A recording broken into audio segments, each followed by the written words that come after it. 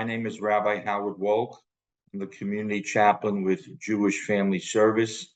I work with Faith Presbyterian Hospice, and I hope my thoughts find all of you well. We've been going through a period of rain and thunderstorms and power outages. I hope everyone has traversed the difficult weather conditions safely. On the Hebrew calendar, we're in the midst of a period of counting. It's called the time of the counting of the Omer.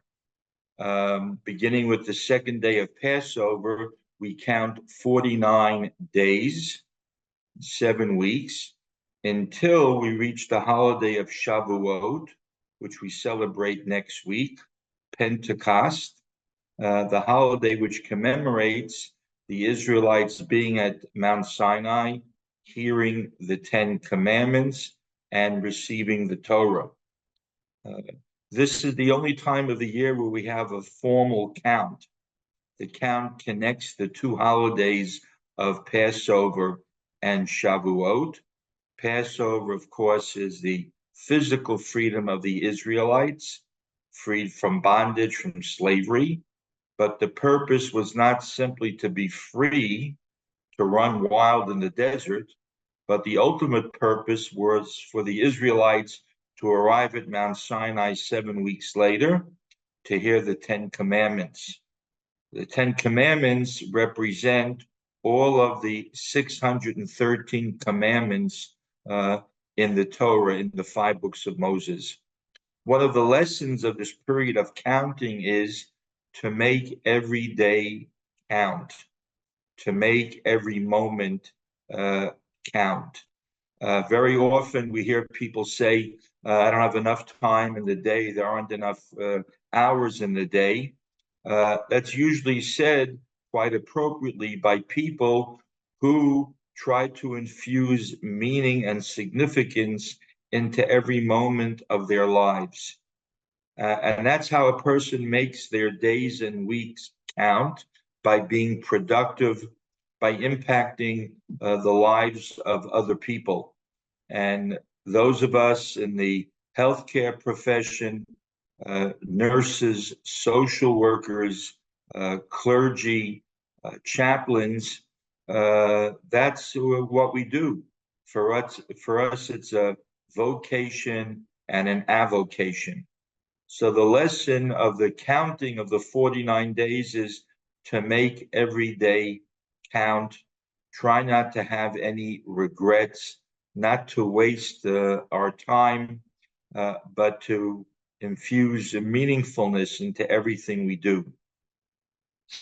As I said, the holiday that we're going to be celebrating next week represents the Israelites hearing the Ten Commandments at Mount Sinai.